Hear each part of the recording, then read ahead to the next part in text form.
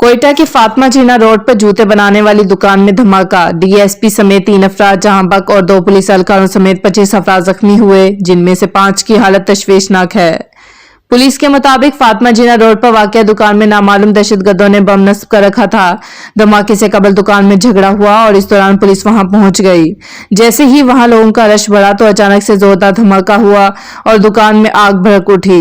धमाके से DSP crime branch Ajmal और दुकानदार समेत 3 अफराद जहां बक हुए और 2 पुलिस एहलकारों समेत 25 अफराद जख्मी हुए, जिनको फौरी तौर पर सिविल अस्पताल मुंतकिल कर दिया गया, जहां 5 जख्मियों की हालत तशवीशनाक है, जिनमें से 2 को सीएमएच मुंतकिल कर दिया गया। धमाके से करीब की इमारतों के शीशे टूट गए। इत्तला मिलते ही पुलिस और एफसी की नफरी ने मौका पर पहुंचकर इलाके को घेरे में ले लिया और बीटी की टीम ने शवाहिद इकट्ठे किए। इब्तदाई रिपोर्ट के मुताबिक धमाका रिमोट कंट्रोल था, जिसमें तकरीबन 2 किलो धमाका खेज मवाद इस्तेमाल किया गया। सीसीटीवी फुटेज में देखा जा सकता है कि धमाके से कबल वहां रश था।